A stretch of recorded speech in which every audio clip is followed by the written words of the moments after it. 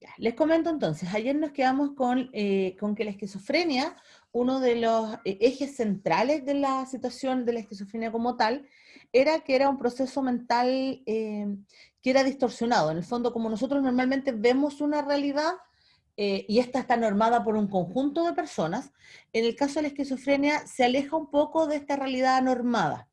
Ya lo que les mencionaba yo, por ejemplo, uno puede, nosotros miramos al espejo, podemos gustarnos o no al mirarnos al espejo, pero nosotros no vemos una distorsión de la realidad completa. En cambio, estas personas pueden ver una distorsión completa, que les falte algún órgano o que sientan que su piel está siendo invadida por objetos extraños, etcétera. ¿Ya? También pueden percibir de manera diferenciada el trato con una persona, ¿ya? Por ejemplo, si alguien, lo que les mencionaba también ayer, si alguien viene a cuidarlos o quiere darles un buen consejo, por ejemplo, y esta persona va a pensar que hay una mala intención detrás, que quiere dañarlo, que quiere herirlo, que quiere engañarlo, que quiere robarle, ¿ya?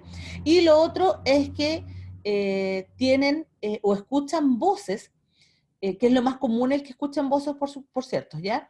Que no existen o que no son identificables por terceros, pero también pueden ver sombras, también pueden oler eh, olores, digamos, que no están en el ambiente, ¿ya? Como por ejemplo olor a podrido, o olor a frutas.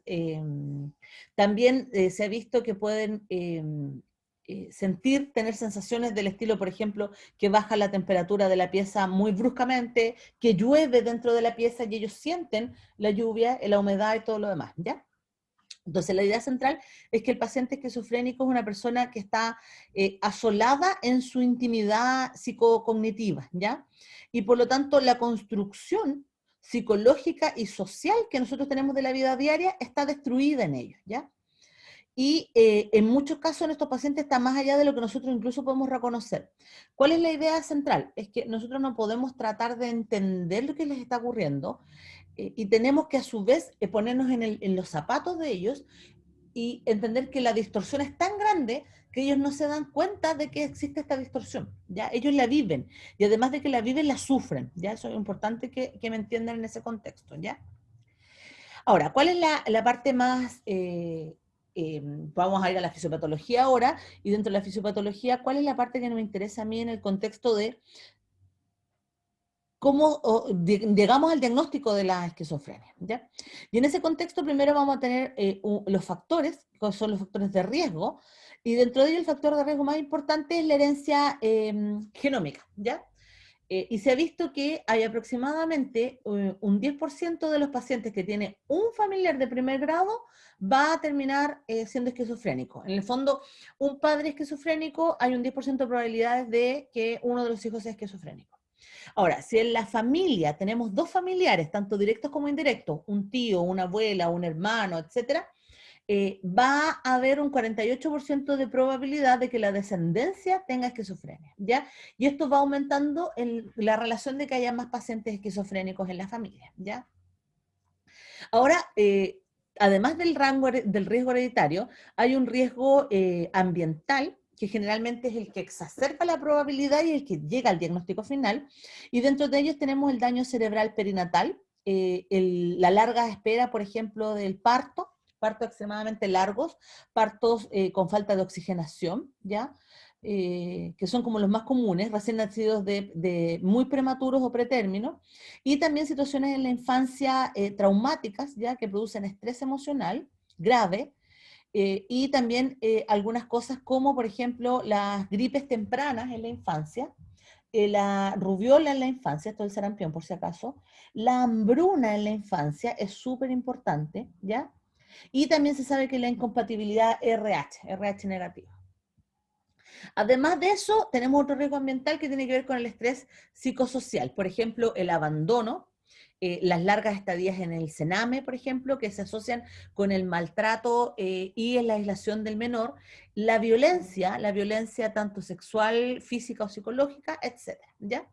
Además, se sabe que en los hijos que son adaptados y son de origen de madres esquizofrénicas, también se ve aumentada la probabilidad. ¿Por qué? Aquí tenemos la probabilidad hereditaria, que es la madre esquizofrénica, pero además tenemos el asunto asociado con la separación de la familia, o sea, el estrés temprano, y además del estrés temprano, probablemente el uso de residencias antes de la adopción, ya que en el fondo va generando cambios en el comportamiento neurológico. ¿Ya?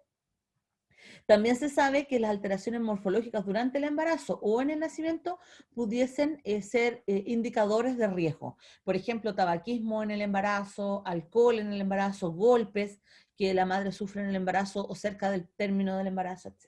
¿Ya? También daño directo en el nacimiento, golpes en el menor, traumas tanto accidentales como forzados, etcétera, ¿ya? También se sabe que hay otros factores que son menos preponderantes, pero no por eso no tenemos que mencionar, como por ejemplo el hecho de que las clases sociales, y esto es bastante complejo, porque es un problema de salud pública, se sabe que a menores recursos cognitivos en la primera infancia, mayor es la probabilidad de que se desarrolle una esquizofrenia en el adolescente. Y cuando me refiero a menores recursos cognitivos, me refiero al ambiente en el cual está inserto el menor, o sea, menor escolaridad, menor probabilidad de que vayan los jardines infantiles y salacunas, menor cantidad de juguetes o de estimulación cognitiva temprana, menor lectura de parte de los padres, en el fondo que los padres no les lean, no les hablen, no les comuniquen, etcétera, ¿ya? Y eso se asocia con la pobreza social, o sea, con el fondo con la pobreza económica. O sea, a menos recursos tienen los padres, menos es la probabilidad de que el niño sea estimulado de manera temprana, ¿ya? También con la edad, lo que les mencionaba yo, que es más común en la adolescencia, y en la juventud temprana, en los hombres es más común que en las mujeres. También se sabe que el estado migratorio es un problema no menor, ya que produce estrés psicosocial y por lo tanto aumenta la probabilidad de el diagnóstico temprano de esquizofrenia. ¿Ya? Aquí me refiero cuando la persona migra de un país a otro y migra en condiciones donde, donde en el fondo en su país de origen sus condiciones son tan deplorables que hay un estrés social asociado al cambio de su país y a la llegada, donde además hay discriminación. ¿Ya? Entonces aquí me refiero, por ejemplo, al hecho que pasó en algún momento con la gente de origen de Haití, por ejemplo, con los venezolanos, donde ellos vienen escapando de una realidad que es muy cruenta para ellos, y acá en Chile, en lugar de ser recibidos con los brazos abiertos, son recibidos en el fondo en un estatus migratorio poco agradable, ¿ya? Y eso genera muchísimo estrés. Si a eso le suman si es que la persona a lo mejor no consigue las condiciones mínimas para solventar a su familia, aumenta la probabilidad de estrés, y si a eso le suman a ustedes el riesgo hereditario, estamos cultivando un posible esquizofrenia, ¿ya? También se sabe que el invierno, y esto es como bien extraño, pero el invierno, es decir, con la menor cantidad de luz solar, pudiese ser también un gatillante del diagnóstico de la esquizofrenia y, aunque ustedes no lo crean, la urbanidad. Mientras más personas hay en el rango urbano, mayor es la probabilidad de que haya diagnósticos de esquizofrenia. Las personas en el ámbito rural tienen menor probabilidad de diagnóstico. ¿Ya?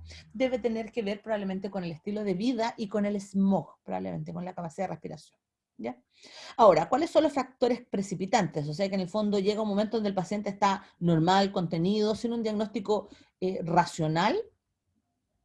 Me preguntan, disculpen, alguien me pregunta aquí cómo era lo del sexo. El sexo se refiere al género, por si acaso, aquí, no se refiere a la cantidad de relaciones sexuales que mantiene la persona. Y es que es mayormente en los hombres. El diagnóstico es mayor en hombres que en mujeres. ¿Ya? Le da lo que les mencionaba yo ayer, si no me alcanzaron a escuchar, la persona que me pregunta aquí, es más común que sea en la adolescencia y en la juventud temprana, ¿ya? Poco común en la pediatría y poco común en el adulto mayor, como diagnóstico tal, porque en el adulto mayor puede ser demencia y de la demencia de desarrollarse una esquizofrenia, pero una esquizofrenia per se en los adultos mayores es poco común. De hecho, se dice que si uno pasa de los 40 a 45 años sin haber tenido una esquizofrenia o una psicosis previa, es poco probable que se desarrolle a esas alturas de la vida. ¿Ya? A eso se refiere con la edad. Aquí los más expuestos son los adolescentes. Y es por eso que la adolescencia y la juventud se requiere, en el fondo, proteger por los estados. En el fondo, que la juventud no tenga problemas de hambruna, no tenga problemas de estrés social, que desgraciadamente en países como en Latinoamérica los jóvenes tienen en realidad muchísimo estrés, ¿ya? Eh, bueno, a lo que iba yo. ahora tenemos como todo lo que incuba, ¿cierto? Todos los riesgos probables. Entonces ahora lo que nos falta es qué lo precipita. ¿En qué momento pasa el paciente de ser un paciente normal, contenido, sin diagnóstico, a un paciente abiertamente con un diagnóstico de esquizofrenia o con sus primeros ataques psicóticos, ¿ya? Entonces, ¿qué es lo que tenemos? Un estrés como tal, un accidente, que te retiren de la pega de manera violenta, acoso, golpes, traumas psicológicos, por ejemplo, maltrato familiar, etc. Un trauma como tal, la vivencia de la pérdida de un hijo, de un aborto eh, ¿cómo se llama? Un aborto que en el fondo se deseaba el menor, o al revés, el tener que continuar con un embarazo cuando la persona sufrió una violación, por ejemplo. ¿Ya? A eso me refiero. Un aborto espontáneo. Muchas gracias ahí, Cata. Se me olvidó, no tenía la palabra. Entonces, cuando hay un aborto espontáneo o al revés, cuando hay un embarazo forzado. ¿Ya? Ahora, algo súper importante, el consumo de drogas. Me voy a detener porque alguien me preguntó acá. Sebastián me dice, profesor, el alto porcentaje en la juventud, ¿se debe a la vulnerabilidad ante los eventos traumáticos o estresantes? La verdad es que no se sabe muy bien. No hay una relación donde uno puede decir, no, efectivamente es porque los jóvenes se exponen a más eventos traumáticos. Yo creo que tiene que ver con que el desarrollo neuronal es más amplio durante la primera infancia y termina en el fondo de desarrollarse en la juventud. Entonces, yo creo que tiene que ver más que nada con el desarrollo neurológico que con el evento traumático. Ahora, de que los jóvenes en países como Latinoamérica sufren de muchos eventos traumáticos, eso es un tema, pero no sé si esa es la respuesta correcta, ¿ya? Porque eso sería explicativo en países como el nuestro, donde los jóvenes en el fondo se exponen a muchas situaciones de estrés, pero si uno se va a Holanda, por ejemplo, los jóvenes también tienen alto índice de aparición de esquizofrenia, ¿ya? Y ellos tienen mucho más consolidado el cuidado de la juventud. Aquí en Chile no se cuida tanto la juventud. Así que no sabría responderte correctamente, Sebastián, y decirte que exactamente es por eso, ¿ya? Vamos, lo que les decía yo entonces, tenemos un factor precipitante, un estrés, que me despidan de mi trabajo, que abusen de mí en mi trabajo, que haya violencia intrafamiliar. Un trauma, el aborto espontáneo, que me fuercen a seguir con un embarazo, la pérdida de un hijo, la pérdida de los padres, por ejemplo, ¿ya? Y también se sabe que hay eventos estresores súper importantes. En los adultos y en los jóvenes mayores de 24 años, el consumo de cocaína y de anfetaminas. E incluso se sabe que los primeros consumos pueden gatillar una esquizofrenia. O sea, no es necesario que el paciente sea adicto para que se gatille. ¿Por qué no mencioné la cannabis? Porque hay un tema súper interesante en este contexto, y es que se sabe por muchos estudios, ya esto no solo uno, sino que no solamente nacionales, sino que internacionales, que el consumo de la cannabis entre la juventud muy temprana, estoy hablando de los 10 años aproximadamente, hasta los 24 años, es un gatillador esencial de la esquizofrenia. ¿Ya? De hecho, del 100% de los jóvenes que consumen cannabis, al menos el 25% va a terminar con algún grado de estado psicótico. Y si tenía las condiciones hereditarias, va a terminar con una esquizofrenia, ¿ya? Y por eso es que es tan importante regular el no consumo de cannabis en la adolescencia y juventud temprana, ¿ya? En el fondo, estudios lo que han demostrado es que uno tiene el factor genético, el factor estresor, y la cannabis sería el precipitante, ¿ya? Y lo otro son los cambios en el patrón de sueño, ¿ya? Eh, no son cambios voluntarios, estoy hablando de cambios forzosos. De hecho, durante la época de la dictadura, en el tiempo de la tortura, un tipo de tortura era obligar a la persona a mantenerse despierta por muchos días, ¿ya? Y eso genera un estrés tan grande que gatilla psicosis, ¿ya? Y la psicosis termina, si el paciente tiene los riesgos, genera entonces una esquizofrenia. Estoy hablando, hay un caso que es muy, muy, muy, en el fondo, estresor.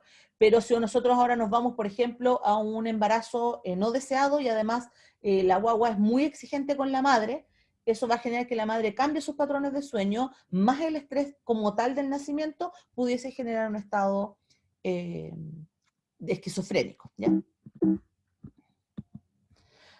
¿Me falté algo? Sí, ya. Ahora, ¿cuáles son los síntomas de nuestros pacientes? Los síntomas de nuestros pacientes vamos a dividirlo. en dos grandes grupos, para que sea más fácil de entender. Los síntomas positivos y los síntomas negativos. Los positivos, para que ustedes me entiendan, se refiere al verse, se nota, la gente lo ve. ¿Ya? A eso se refiere, que son muy expresivos. Y los síntomas negativos es lo contrario, que no se ve, que se esconde, que desaparece. ¿Ya? Entonces, dentro de los síntomas positivos vamos a tener las alucinaciones. ¿Ya? Las alucinaciones es la distorsión de la percepción de los órganos de los sentidos. En el fondo es ver cosas que no están, oler cosas que no están, oír cosas que no están, ¿ya? Que no están para el resto de la población por si acaso, ¿ya? Y obviamente ellos no saben que eso que ven, huelen o escuchan o tocan son de mentira, ¿ya? No saben que son creados por su cerebro. Ellos los ven como una realidad y les produce alteración, ¿ya? Después, dentro de los síntomas positivos, tenemos el lenguaje desorganizado. Hablan extremadamente rápido, más rápido que yo, para que vean, yo ya hablo rápido. Y además, no se entiende. Por ejemplo, aquí voy a poner un ejemplo. Imaginándose que yo estoy con un ataque psicótico. Bueno, yo les quería contar que el gato me saltó sobre la araña y la verdad es que tengo mucho frío y me cuesta mucho entender lo que ustedes me están diciendo. ¿Ya? ¿Se entendió lo que les estoy explicando? Sí, profe. Súper, ya. Esa es la idea. O sea, yo puedo hablar muy rápido porque soy muy acelerada y porque la verdad es que tengo que meter en 2 horas muchas clases, pero yo hablo organizado. Les estoy contando una historia y ustedes me entienden la historia que yo les cuento. ¿Ya? Después, podemos tener la catatonía, en donde el paciente en el fondo queda en un estado de inercia, donde se sigue moviendo, pero sin tener interrelación con el medio. Puede estar mirando un punto fijo, puede estar moviendo, deslizando su cuerpo hacia adelante y hacia atrás, puede estar golpeándose contra una pared, o puede estar abiertamente sentado en el sillón y no moverse, o estar acostado en su cama y no moverse, ¿ya? Pero todo el mundo lo nota. ¿Ya? Y lo otro es que tiene ideas delirantes. Las ideas delirantes, al revés de las alucinaciones, para que me entiendan la diferencia, el delirio es una ideación mental que no necesariamente se acompaña por los órganos de los sentidos. O sea, él tiene la idea fija de que su mujer lo engaña con el vecino, pero él no tiene ni percepción olorosa, ni percepción auditiva, ni táctil de que su mujer lo engaña con el vecino. ¿Ya? Para que se hagan una idea. De hecho, los delirios más comunes son las celotipias. Por eso les mencioné lo del le engaña. Las celotipias son lejos lo más común. De hecho, lo primero que ocurre es el delirio de que mi pareja me engaña. Y por lo tanto implica que él tiene que revisar el celular, la agenda, perseguirlo, acosar a la otra persona para estar seguro de que no lo están engañando. ¿Ya? Esos son síntomas positivos. Ya me preguntan ahí si es celotipia. Sí, celotipia es la palabra correcta. Las celotipias, de hecho, el ser celoso no es algo normal para que ustedes sepan, ¿ya? Es considerado entre el Manual de Salud Mental como una patología, ¿ya? Que no es lo mismo que la preocupación por el otro, no confundir, ¿ya? Y después tenemos los síntomas negativos, que es lo que decía que es que se pierde, se esconde, desaparece. Dentro de ellos tenemos lo primero que es la anedonia. El paciente deja de preocuparse por sí mismo. Ya no le interesa peinarse, maquillarse, cortarse el pelo, cortarse las uñas, bañarse, lavarse, limpiarse el potito, etcétera. Defecar en el baño o orinar en el baño y después tirar la cadena. O ni siquiera defecan en el baño. Así de simple. Pérdida del habla, ya no quieren hablar o ya abiertamente no hablan o te contestan en monosílabos, sí, no, ya, ya, para que me entiendan. Y finalmente en el entrenamiento afectivo, les da lo mismo todo. O sea, nosotros, por ejemplo, para ponerle un ejemplo así como lógico, ustedes ven videos de gatitos en YouTube y todos, oh, qué bonito, ¿cierto? Como que te entra una cosita dentro. Palomitas de colores. Espérame, cielo. Como que a todos nos entra esa sensación rica, ¿ya? A estos pacientes, ustedes le muestran videos de gatitos y el paciente sigue haciendo lo que sea que esté haciendo, ¿ya? O, por ejemplo, y aquí es más grave, el paciente puede querer saber, por ejemplo, qué le pasa a un animal si yo lo meto en el microondas, ¿ya? El 99,9% de ustedes, y así espero que sea esta hija, lleve solo para la pieza. Vaya para allá, mi amor. El 99,9% de los pacientes lo que va a hacer es que va a decir, no, jamás, ni siquiera se me ocurriría, porque yo sé qué es lo que va a pasar. Estos pacientes van a meter el animalito al microondas, ¿ya? Porque les da lo mismo, ¿ya? Súper. Entonces, dentro de estos dos grandes grupos, que son los positivos y los negativos, además yo le voy a poner los síntomas cognitivos, ¿ya? Es decir, que el paciente va a tener ciertas pérdidas de funciones, ¿ya? Por ejemplo, y esto es negativo en el fondo porque pierde una función, ¿ya? Por ejemplo, pérdida de atención. Ustedes le están hablando y esa persona está haciendo cualquier otra cosa, ¿ya? Con su mente, está divagando, está pensando, o qué sé yo, estamos hablando en este preciso instante de esquizofrenia y ustedes de repente su cerebro se va y empiezan a hablar de gatitos, para que entiendan el ejemplo, ¿ya? Después hay una pérdida de memoria. La persona ya no recuerda hechos concretos que el 90% de la población recordaría, desde cómo llegar a tu casa hasta cómo sacar plata de un cajero, ¿ya? Y después hay pérdida absoluta de las funciones ejecutivas. Dentro de ellas, por ejemplo, es incapaz de hacer un desarrollo matemático correcto o dibujar una casa y un árbol de manera correcta, lo dibujan, pero de manera incorrecta, ¿ya? Porque pierden la relación con la realidad. Y después tenemos síntomas afectivos, ¿ya? Como por ejemplo la disforia. Dentro de ellos también tenemos las disforias de género, por si acaso acá, ¿ya? En donde la persona en el fondo no sabe qué es o qué tiene, no sabe si efectivamente está contento o está triste, no sabe si es hombre o mujer, o no sabe si está pensando o no, si habla o no, ya se confunde su yo con el externo, ¿ya? Después tenemos las tendencias suicidas, que son propias de muchas patologías centrales, y la aparición de la desesperanza, ¿ya? La sumatoria de todas estas hacen a mi paciente esquizofrénico, ¿ya? El solo hecho de tener alucinaciones hace al paciente psicótico. El solo hecho de tener delirio hace a un paciente delirante, pero la suma de todos los demás hace al paciente psicótico. Ya, alguien me pregunta aquí, si la disforia de género no podría ser un gatillante en vez de un síntoma. Es que en el caso de la disforia de género, generalmente sí, o sea, yo creo que tienes toda la razón, Cata, porque efectivamente primero hay un estrés temprano, un estrés en la primera infancia, que es la aceptación del yo, y es un yo que no calza con el resto. Y eso efectivamente va produciendo estrés que se va gatillando. Si además hay bullying o hay maltrato asociado, es bien probable que termine siendo el gatillante. Así que en este caso, en el caso que tú lo explicas, lo más probable es que efectivamente sea el evento estresor gatillante de la esquizofrenia. ¿Ya? Sí, tienes toda la razón. Ya, sigo. Voy a volver entonces con los síntomas positivos y negativos, solo para que ustedes me terminen de entender. Los positivos entonces son aquellas manifestaciones que el paciente hace y que se ven, que se expresan, y que la mayoría de nosotros no hacemos, ¿cierto? Nosotros no escuchamos voces cuando estamos solos en una pieza, o nosotros no vemos llover dentro de la casa, ¿cierto? O a nosotros no nos habla la televisión directo a nosotros, ¿cierto? Y después tenemos los síntomas negativos, que son aquellas cosas que el paciente deja de hacer y que uno espera que uno hiciera, como por ejemplo lavarse los dientes o bañarse, ¿ya? O cambiarse los calcetines. Y también conversar, o sea, una cosa es que uno sea tímido y no quiera conversar con el resto de la población, pero otra cosa muy diferente es que tú no quieras abiertamente conversar con el resto de la población porque no sientes conexión con ellos, ¿ya?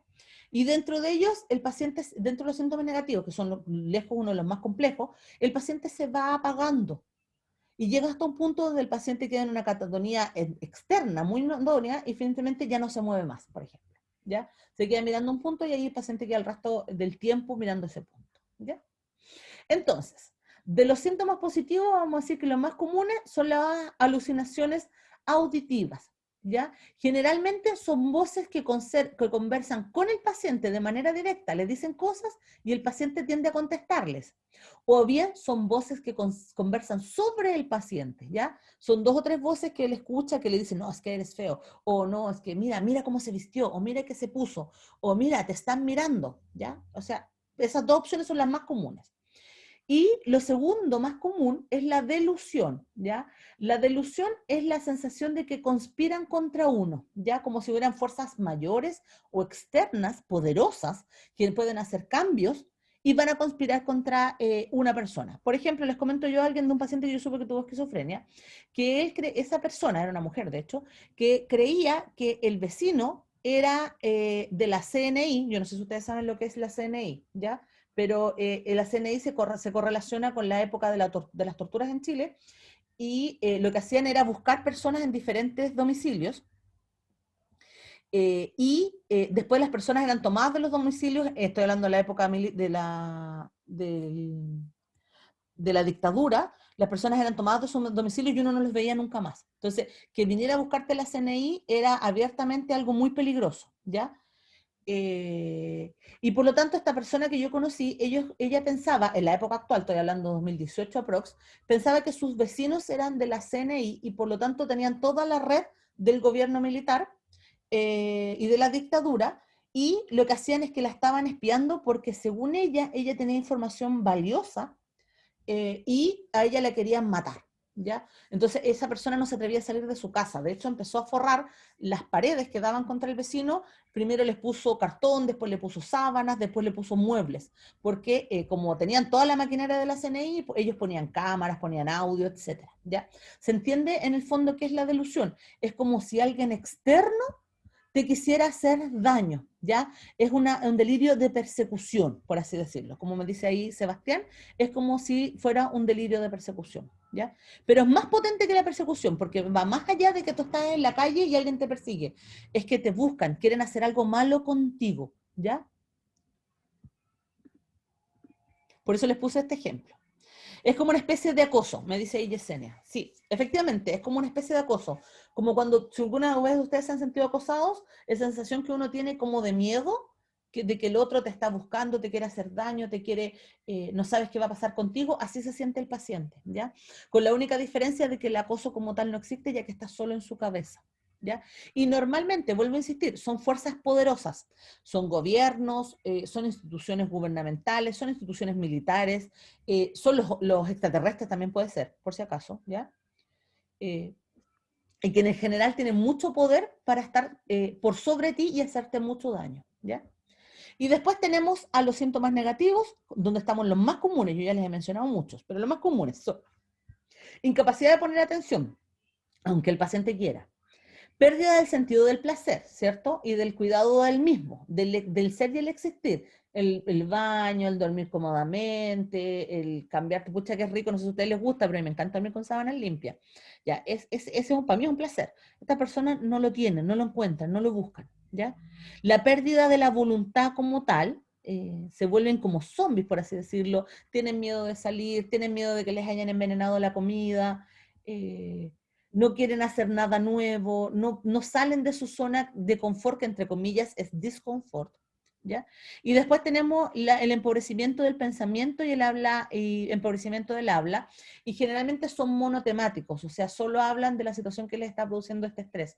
Por ejemplo, solo van a conversar sobre el vecino que los acosa, o la mujer que los engaña, etcétera, ¿ya? Y tienen un afecto muy plano, ¿ya? Y una evasión social completa. Me salté dos. Vamos a la patogenia de esto. ¿Cómo se generan todos estos efectos, estos síntomas que yo les estaba mostrando? Primero, tenemos que hay muchas variantes, ¿cierto? Lo que les mencionaba yo, la situación genómica de la persona, que es lo más importante, el daño en el nacimiento, las experiencias psicológicas complejas, las patologías de la primera infancia, como la rubiola y otros virus, etcétera, ¿ya? Todo esto va a generar que tengamos una persona que en su primera infancia tiene un desarrollo cerebral que es diferente al de la media de la población, ¿ya? Pero él está dentro de la media de la población. Y va a tener cambios neuronales de migración y de nuevas sinapsis que van a ser diferentes al resto de la población, ¿ya? Por lo tanto, ellos se van a desarrollar neurológicamente de manera diferente, ¿ya? Y eso va a generar que dentro de las conexiones de nuestro cerebro, o sea, en el fondo a nivel de la anatomía neurológica y funcional, se van a conectar con el mundo de manera diferente. De hecho, bueno, todos nos conectamos de manera diferente, pero ellos son más notorios, ¿ya? Si eso es mantenido, estos cambios cognitivos son mantenidos en el tiempo, va a generar un deterioro del proceso cognitivo como tal. Es decir, vamos a tener una pérdida de la atención del mundo, estamos hablando aquí en pediatría, y una pérdida del control emocional, que son dos de las cosas más importantes que uno tiene que lograr en la pediatría, ¿ya? ¿Por qué es importante esto? Les mencionaba yo que la esquizofrenia se asocia con clases sociales pobres. Por esto, porque en el fondo, si ya existe un riesgo, nosotros podemos prevenir ese riesgo mejorando las condiciones mínimas del paciente, que son lograr la atención y el control de emociones, ¿ya? Entonces, alguien me pregunta, ¿la esquizofrenia viene desde el nacimiento? El riesgo sí. No es que la esquizofrenia venga del nacimiento, no es que el paciente sea esquizofrénico al momento de nacer, pero su riesgo sí. Si el paciente tiene riesgo hereditario y además tiene riesgo al nacer, como por ejemplo hipoxigenación o partos largos, y además es pobre, estás cultivando un paciente esquizofrénico. ¿Ya? Me preguntan a mí, aquí, ¿puede ser factor de riesgo para otras enfermedades mentales? Yo diría que no, porque ser esquizofrénico no necesariamente significa que uno va a ser depresivo, ¿ya? O sea, si yo tengo un tío esquizofrénico, no significa que yo vaya a ser depresivo o que yo vaya a ser maniático. Si tengo un tío esquizofrénico, significa que yo tengo un 10% de probabilidad de que yo sí sea esquizofrénico, eso sí, ¿ya? La pregunta es, ¿uno conoce a su familia? ¿Uno sabe quiénes son esquizofrénicos? ¿Uno sabe si los abuelitos fueron esquizofrénicos? El punto es ese, es cuánta gente en tu familia, en tu historia familiar, en tu árbol, efectivamente tiene esta patología, pero no significa necesariamente que va a gatillar otras patologías, ¿ya? Que no sean la misma esquizofrenia como tal, ¿ya? Sigo acá. Entonces, en el ámbito del infante, nosotros tenemos que lograr la atención con el medio, y de hecho es por eso que logran controlar sus esfínteres, aprender matemáticas, aprender el habla, ¿cierto? Y el control de emociones, ¿cierto? Los niños pequeños, no sé si ustedes conocen niños pequeños, pero son literalmente animalitos, pues son salvajes, y se van podando neurológicamente para lograr un control de emociones adecuado cuando empieza la escolaridad, ¿ya? Si nuestro paciente viene con estos deterioros desde la base, deterioro por estrés, por hambruna, por falta de estímulos en la primera infancia, por patologías genéticas, etcétera, vamos a tener un paciente que tiene un deterioro cognitivo cuando entra en la adolescencia, ¿ya? Ahora, si luego que entra en su estado adolescente, el segundo estadio cognitivo, que es el más avanzado, que es el que se procesa en la adolescencia, no sé si ustedes saben que cuando uno es infante, en el fondo uno tiene procesos cognitivos muy complejos, ¿cierto? Pero las personas logran despersonalizarse cuando llegan, o abstraerse cuando llegan a la adolescencia, ¿cierto? Un poco a lo Nietzsche. Uno logra, en el fondo, comprender el mundo donde uno está inserto recién en la adolescencia. En la infancia no. Esos son procesos cognitivos muy, muy, muy complejos. Si nuestros pacientes ya tenían procesos cognitivos básicos mal desarrollados, cuando viene el proceso cognitivo complejo, generalmente ya vienen con deterioros hacia adentro, ¿ya? Y por lo tanto ya vienen con deterioros de la memoria, del lenguaje complejo adecuado y del procesamiento de emociones. Por lo tanto, en este punto, si hay un estresor cualquiera, se gatilla la esquizofrenia, ¿ya? Entonces, si ustedes se fijan, en el fondo hay una historia natural del desarrollo de la esquizofrenia, que puede ser detenido, pero que desgraciadamente, por asuntos de salud pública, de recursos y por exceso de desigualdad, generalmente el paciente es diagnosticado, pero nunca se previene la esquizofrenia como tal, ¿ya? Ahora, ¿cuáles son las bases neurobiológicas de que se desarrolle la esquizofrenia? Voy a contestar más preguntas acá. Me dicen acá, voy primero con Cata. Dice, no entendí bien los procesos cognitivos de segundo orden. Ya, voy con eso. Primero, para que te hagas una idea, en la infancia temprana, cuando uno es chico, uno puede aprender, por ejemplo, lenguaje complejo en algunos casos. Pero no, los niños de 10 u 8 años no son capaces, por ejemplo, de leer un libro, a ver, alguno que sea Kafka. ¿Ustedes han leído La Metamorfosis de Kafka? Yo sí. Ya, súper. La mayoría sí, súper. Con eso me basta. Un niño de 8 años, ustedes le hacen leer La Metamorfosis de Kafka, no van a entender nada, porque ellos saben, conocen el lenguaje común, pero no son capaces de abstraerse, no son capaces de ponerse en el lugar del autor, ¿cierto? Y convertirse en este escarabajo, en este bicho, digamos, ¿ya? Porque eso es un proceso cognitivo muy complejo, el poder salir de tu cuerpo, en el fondo, y poder convertirte en algo más, ya sea positivo o negativo, ¿ya? Los niños no comprenden eso, los niños son súper simples, los niños son súper exactos. En el fondo, si tú le dices que después de la muerte la gente se va al cielo, ellos abiertamente creen que después de la muerte la gente se va al cielo y no hacen ningún proceso cognitivo intermedio de decir, oye, pero si me muero me descompongo y si me descompongo me voy a la tierra, pero ¿y tendré alma? ¿Y qué será el alma? Esas cosas los niños no lo hacen, porque esos son procesos cognitivos muy complejos, ¿ya? Entonces, los procesos cognitivos de segundo nivel son eso, el lenguaje muy, muy, muy organizado. Por ejemplo, el hecho de que yo les pueda dar a ustedes una clase y ustedes me entiendan a mí, es porque todos tenemos un lenguaje muy organizado y complejo. Sabemos lo que es una hipótesis, aunque a veces no la entiendan muy bien o no. Sabemos lo que es palabras, no sé, lenguaje, red neuronal, comunicación. Todo lo entendemos, aunque no seamos capaces de expresarlo, pero lo entendemos. Un niño de 8 años no puede. ¿Ya? No lo logra, no tiene esa capacidad, porque ellos están en la base del conocimiento, nosotros estamos más arriba, ¿ya?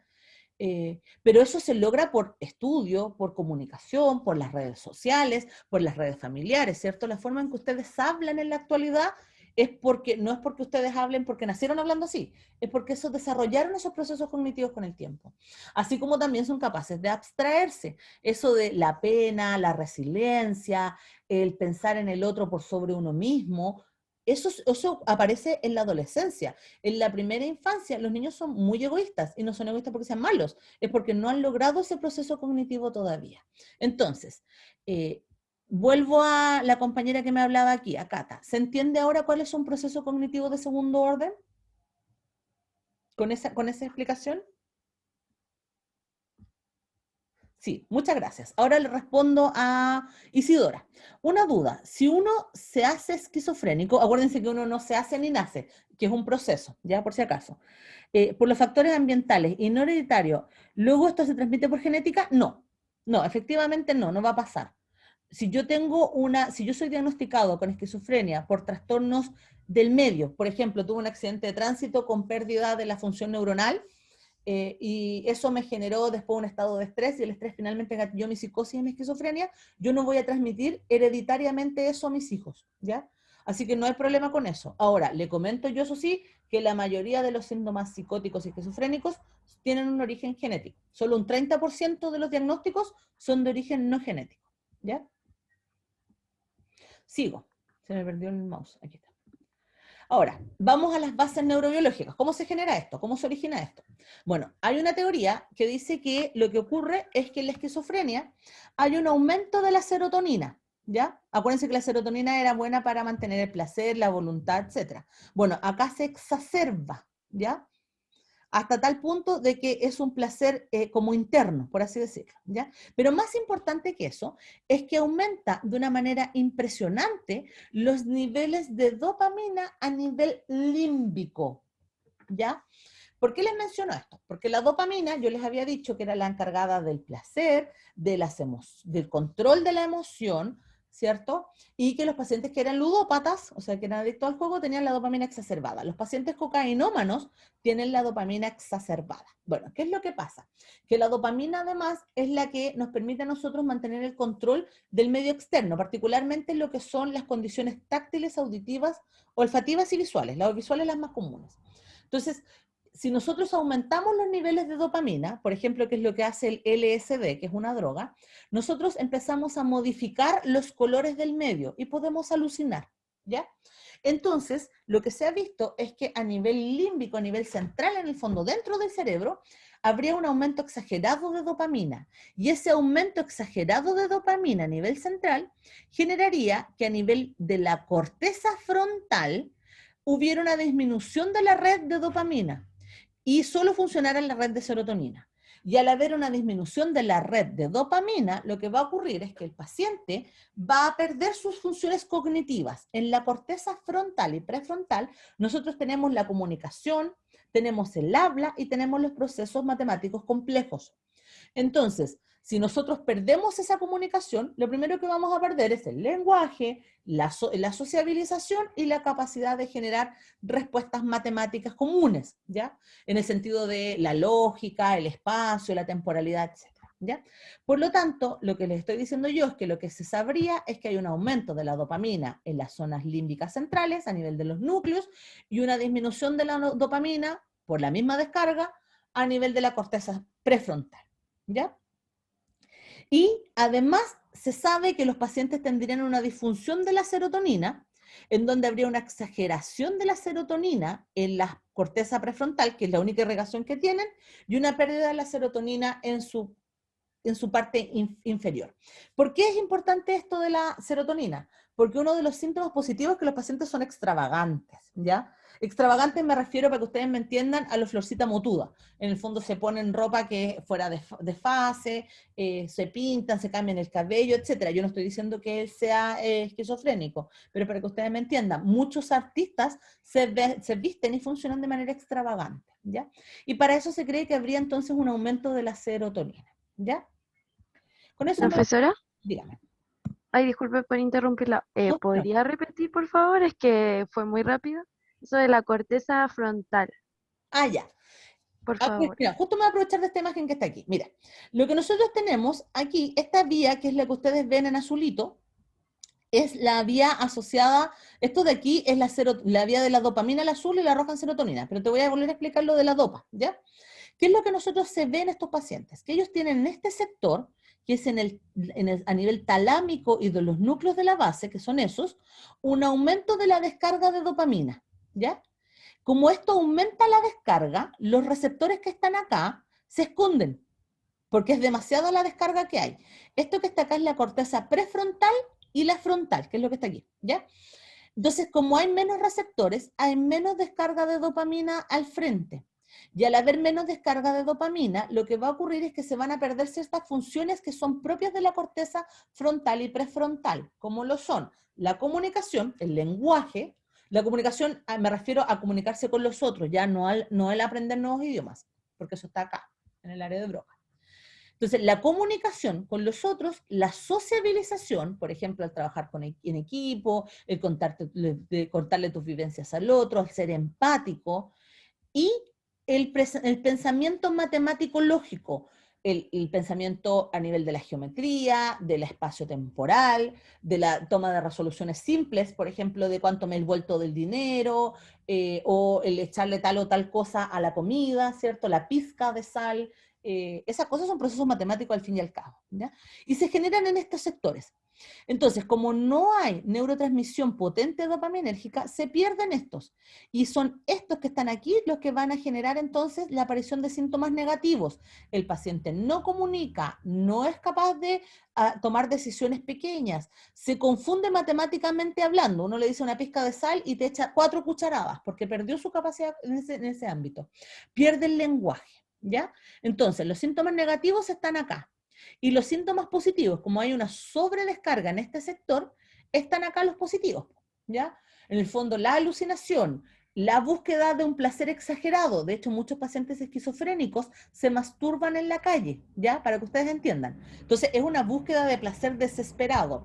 Muchos pacientes esquizofrénicos son adictos al alcohol, adictos a los cigarros o adictos a la marihuana, por lo mismo, por la búsqueda del placer, ¿ya? Y por lo tanto las alucinaciones y el comportamiento extravagante estarían modificados por esta zona. Por otro lado, la roja, que es la vía de la serotonina, si ustedes la ven, las descargas parten también en los núcleos de la base, pero llegan a toda la corteza externa. Bueno, como hay poca descarga aquí de serotonina, lo que ocurre es que las neuronas que están cerca de la corteza tratan de descargar más, ¿ya? Entonces hay más serotonina. Y aquí lo que va a ocurrir, por ejemplo, es que si yo buscaba, voy a poner un ejemplo que es muy grotesco, pero para que me entiendan, si yo buscaba por esta vía de la dopamina mediante la masturbación callejera placer, la descarga de serotonina, que es lo que te da felicidad, le va a decir a él que eso es muy bueno y por lo tanto lo siga haciendo. ¿Se entiende la idea? Me fui lo más grosero posible para que me entendieran. Puedo ser peor, eso sí. Sí, profe, gracias. ¿Ya? Súper. Entonces esas dos cosas están en juego. Vamos entonces como al resumen. Las funciones asociadas a la dopamina son la gratificación, ¿ya? Van a buscar la gratificación a como dé lugar, el placer exagerado, la euforia exagerada. Y también a este nivel tenemos las funciones motoras finas. Por lo tanto, los pacientes ahora van a tener exagerada la función motora y ya no van a ser tan finos, sino que van a ser más agresivos. En el fondo ellos tratan de agarrar un lápiz y en vez de agarrar el lápiz lo rompen, o rompen la taza, o rompen el vaso, ¿ya? También es la encargada de las compulsiones y de la preservación del yo, ¿ya? A nivel de las vías serotoninérgicas tenemos el temperamento, el proceso de la memoria, la capacidad de mantener el sueño y nuestra capacidad cognitiva total. Entonces, esos dos ámbitos son los que se ven exagerados en nuestros pacientes, ¿ya? Con la teoría entonces dopaminérgica, que es la más importante, lo que vamos a tener es que primero va a haber una descarga exagerada de dopamina y se van a saturar los receptores de dopamina, ¿ya? La saturación de los receptores de dopamina va a producir el déficit cognitivo de nuestro paciente, ¿ya? Y eso va a generar que disminuya la dopamina en la corteza frontal, que es lo que les mencionaba yo, síntomas negativos. Entonces, síntomas negativos, trastorno cognitivo, disminución de dopamina frontal. Síntomas positivos, hiperproducción de dopamina a nivel límbico, talámico y mesolímbico, núcleos, y por lo tanto exageración del yo. Dígame, me escribe Sebastián. Profe, entonces la diferencia entre un paciente sano y alguien esquizofrénico es que la persona que está enferma va a producir un exceso de dopamina constantemente. Sí, en sus núcleos de la base. Eso es lo importante. Pero entonces en las situaciones como de placer de personas que están en su sano juicio, ¿Mm? ¿solo se libera la dopamina cuando están en una situación que les causa placer o en una situación agradable? Exactamente. De hecho, para que tú te hagas una idea, cuando las personas llegan al orgasmo, nosotros tenemos una descarga de dopamina así exagerada, ¿ya? Y es por eso que a todo el mundo le gusta el orgasmo, porque es una situación de placer, pero es un pic, ¿cierto? Uno no se mantiene, valga la redundancia, orgásmico todo el día, ¿cierto? Es un pic, tú tienes ese pic y después disminuye y uno vuelve a su normalidad, ¿ya? Lo mismo pasa cuando gana una carrera de autos o cuando gana la selección chilena. Yo creo que a todos se nos exacerba la dopamina para arriba, ¿cierto? Pero dura un rato y después se va, después uno se acuesta y se acabó, ¿cierto? Y el otro día uno puede andar más contento, menos contento, pero no cambia tu vida, ¿ya? En cambio, el paciente esquizofrénico está en la descarga, que ellos necesitan buscar esa sensación de placer y cambian y modifican su estado de vida para buscar esa situación, ¿ya? ¿Se entiende? Sí, profe, gracias. Ya. Bueno, y aquí en estos casos, en estos pacientes, tenemos todos los síndromes de despersonalización como los asesinatos en serie, ¿ya? Para que ustedes se hagan una idea de qué estamos hablando. No estoy diciendo que los esquizofrénicos sean asesinos porque no es así, pero se arrancan un pequeño grupo y están en este ámbito, ¿ya? Es decir, cuando uno les dice, por ejemplo, los pedófilos enfermos mentales, es porque son enfermos mentales, ¿ya? Eso no justifica que no tengan que atribuirse frente a la justicia y todo lo más, porque ellos saben lo que están haciendo. Vamos, entonces, ¿qué es lo que vamos a decir? Que la desregulación de la vía dopaminérgica se asocia a el estado psicótico y que la mantención de esta desregulación a la esquizofrenia. Si una persona sufre una descarga muy potente de dopamina, por ejemplo, tras consumo de cocaína, ¿ya? Va a sufrir un cuadro psicótico, pero no es esquizofrénico, ¿ya? Eso va a la pregunta que me hacía recién el compañero. Si uno tiene una descarga de dopamina, por ejemplo, posorgasmo, dura poco, no nos hace esquizofrénicos, no nos hace psicóticos, ¿cierto? Si una persona tiene una descarga más potente, que dura más horas, post consumo, no sé, en el adolescente de cannabis, en el adulto de anfetaminas, lo hace psicótico, pero no necesariamente esquizofrénico. Para ser esquizofrénico tienen que juntarse todo lo que yo les he contado hasta ahora, que es bastante, ¿ya? Entonces, vuelvo a lo mismo, solo para que recuerden, un paciente esquizofrénico tiene trastornos de la memoria, trastorno de la función ejecutiva, trastorno del lenguaje y trastorno de la atención, ¿ya? Y por lo tanto lo que vamos a decir es que el paciente tiene un trastorno de la alerta. El sistema de alerta en nuestro organismo se llama arousal, por si acaso. Tiene un trastorno de la atención, ya no son ni selectivos ni buscan la exploración. Y tienen un trastorno también de la deliberación, ya no son ni ejecutivos, ni logran deliberar de manera adecuada en correspondencia con la sociedad, ¿ya? Otra cosa súper importante es que, acuérdense que yo les decía, los pacientes desde niños ya tienen una pérdida del control, así que a medida que son adultos van perdiendo aún más el control y la regulación de sus medios. O sea, si se enojan, quieren matar. Yo creo que ustedes si se enojan uno dice por dentro, ay, qué ganas de matar a este, pero es un pensamiento, ¿cierto? No es una actividad física. Ellos pierden esa regulación del pensamiento y lo pasan a la actividad física, ¿ya? Y acuérdense que además estos pacientes tienen la delusión, es decir, que alguien los está controlando. Además de que ya no pueden controlarse ellos mismos, además hay un ente externo que los está controlando para generar todo esto que está ocurriendo en su medio desolado, ¿ya? Entonces vamos a decir que particularmente la esquizofrenia es una enfermedad que tiene un origen al inicio hereditario, ¿cierto? Más factores de riesgo de la infancia, más un estresor como tal. Y esto va a generar cambios en la comunicación de nuestro cerebro, particularmente en la comunicación de los núcleos de la base con la corteza frontal y prefrontal, generando una modificación de la respuesta de la dopamina. ¿Cómo sabemos nosotros eso? Por las drogas. Cuando nosotros le administramos drogas a los pacientes, por ejemplo, un estimulante, nosotros podemos producir un cuadro psicótico abiertamente en el paciente. Por ejemplo, con LSD, con anfetaminas, con cocaína, con polvo de ángel, etc. ¿Ya? Y se ha visto que todas estas drogas lo que hacen es que descargan a nivel de los núcleos de la base dopa. Entonces sabemos que el problema es la dopa, ¿ya? Entonces, para terminar antes de que se vayan al descanso, ustedes ahí al frente, yo siempre pongo estas imágenes porque creo que son muy importantes para que ustedes como personal de salud puedan entender a su paciente, ¿ya? Lo que ustedes ven ahí al frente son las obras pictóricas de un artista de principios, por así decirlo, de la época victoriana, ¿ya?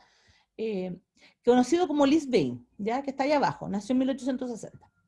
De hecho, él tiene unas obras maravillosas, yo los convino a buscar en internet porque son muy lindas, pero me interesa que vean esto en particular. Lis Bain es una persona que, estando casado, su mujer es diagnosticada con cáncer de seno, ¿ya? Y pasa por todo el proceso de la muerte de su mujer, y para mantenerla a ella contenta durante sus últimos días de vida, Lis Bain decide se dedica a dibujar los gatos de la casa con formas antropomórficas, ¿ya? O sea, gatos jugando póker, gatos tomando tecito, gatos durmiendo en camas, etcétera, ¿ya? Con la finalidad de mantener contenta a su mujer antes de la muerte. La muerte de su mujer se considera como el estresor o el gatillante de este pintor, donde finalmente él muere completamente desolado y abandonado en su ser en un hospital psiquiátrico que era casi una cárcel en esa época, de esquizofrenia, ¿ya? Lo importante y lo que me voy yo es que la primera obra pictórica que ustedes ven al frente, que son los gatos esquizofrénicos, ¿ya? Lo que hacen es que se va juntando año tras año cómo va evolucionando la obra pictórica de Lis Bain para poder explicar el deterioro cognitivo de él, ¿ya? Entonces, si ustedes se fijan, este es cuando su mujer estaba enferma pero no muerta. Cuando muere su mujer, cuando se gatilla la enfermedad y finalmente cuando él ya se pierde cognitivamente. Ustedes pueden ver al frente que efectivamente él va perdiendo una percepción de la realidad. Primero pierde la percepción del entorno, luego pierde la percepción de las formas e incluso los demoniza, como ejemplo de los que están ahí. Todos son gatos por si acaso, ¿ya? Entonces, quiero que ustedes entiendan que la esquizofrenia es lo que tienen ahí al frente. El paciente pierde su realidad, el paciente lo que ustedes, es como ven, como ustedes ven un gato así cuando ven un gato. Un paciente esquizofrénico así ve un gato, ¿ya? Para que me entiendan. Ese era su demonio particular para él, por si acaso, ¿ya? ¿Me entienden la lógica que hay detrás, cierto?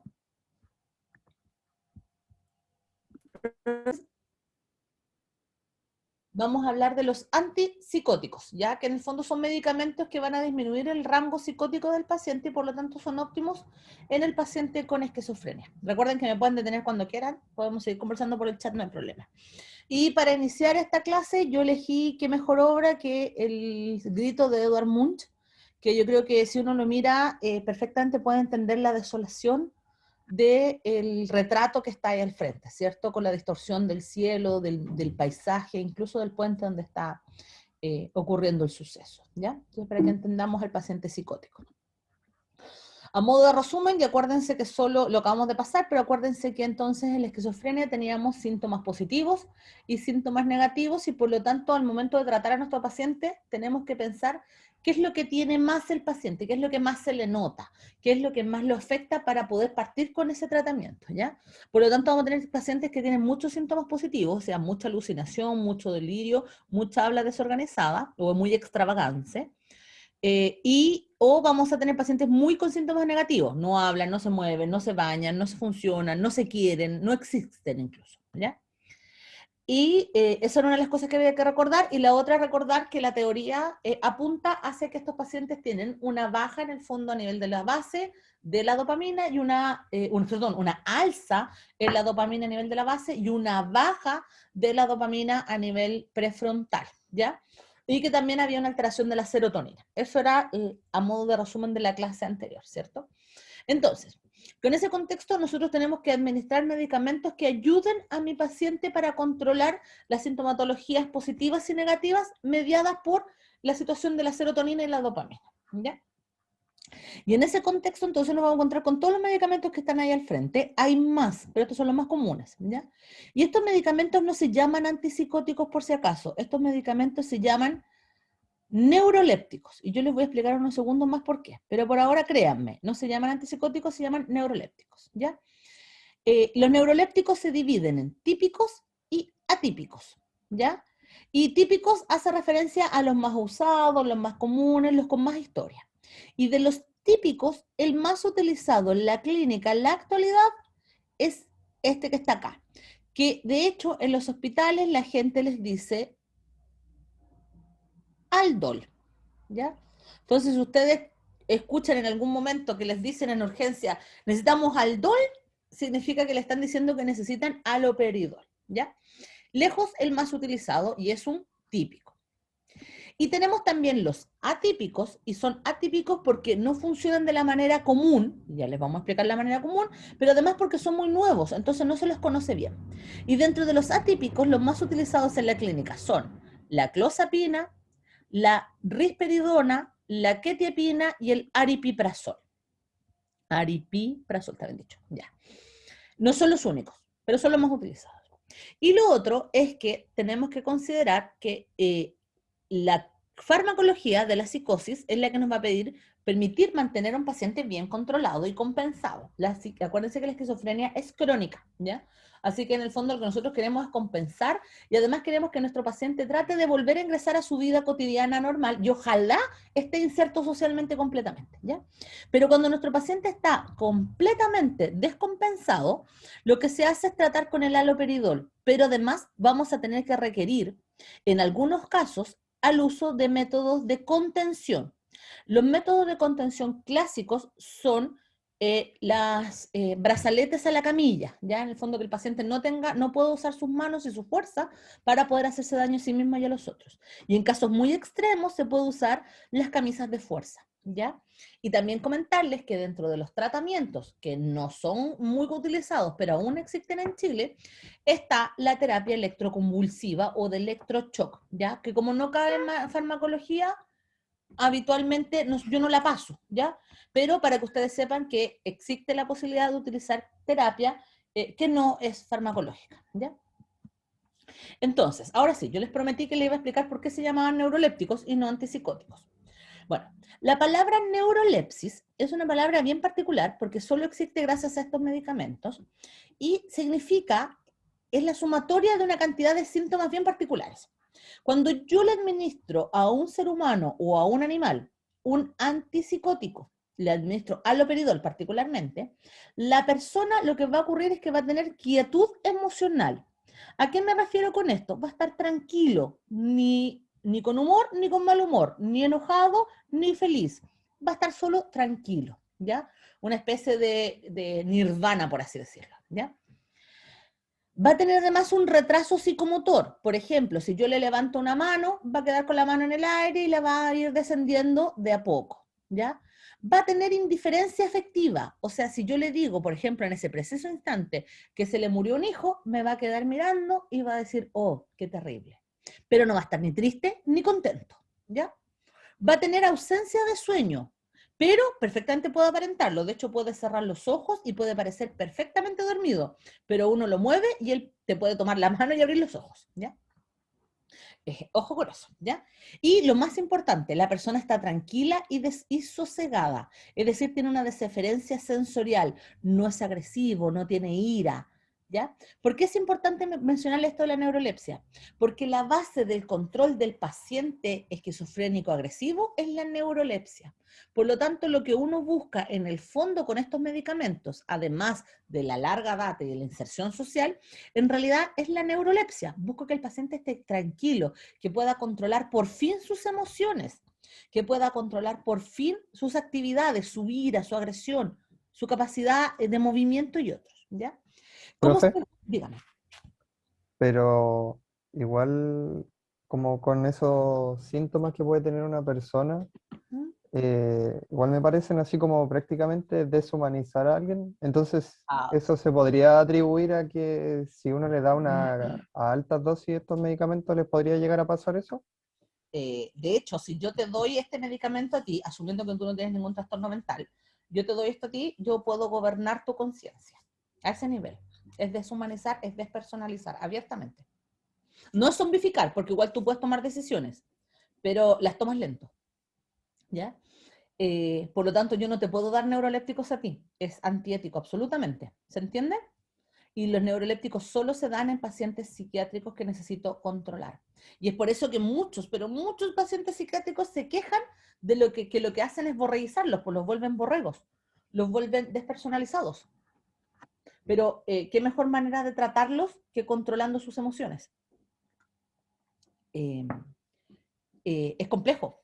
La respuesta es compleja. No debes dárselo jamás a un humano normal sin ninguna patología mental de base, porque en el fondo vas a abolir su voluntad. Pero en un paciente psiquiátrico grave, que está, por ejemplo, te amenaza con un arma o que quiere matar o violar a otra persona, es una buena opción de usarlo sin tener que forzarlo físicamente hablando. ¿Se entiende? Sí, profe. ¿Ya? Yo no digo que sea positivo, ojo, que aquí es reñido con la ética, súper reñido con la ética, pero a veces es necesario. De hecho, lo que tú buscas con la neurolepsia es esto, el paciente dócil, ¿ya? Y es por eso que a los pacientes con esquizofrenia se les pide que tengan un tutor a cargo para que se asegure que se consuma el medicamento. Porque si tu paciente dócil, que tú estás medicado para que tenga neurolepsia, no se consume los medicamentos de manera adecuada, el paciente va a volver a recaer y va a volver a ser agresivo. ¿Ya? Uno de los compromisos más importantes es lo que tú dices, deshumanizar en el fondo, pero en el contexto del paciente agresivo. Pero bajo ningún punto de vista dárselo a una persona sin patología de base. ¿Ya?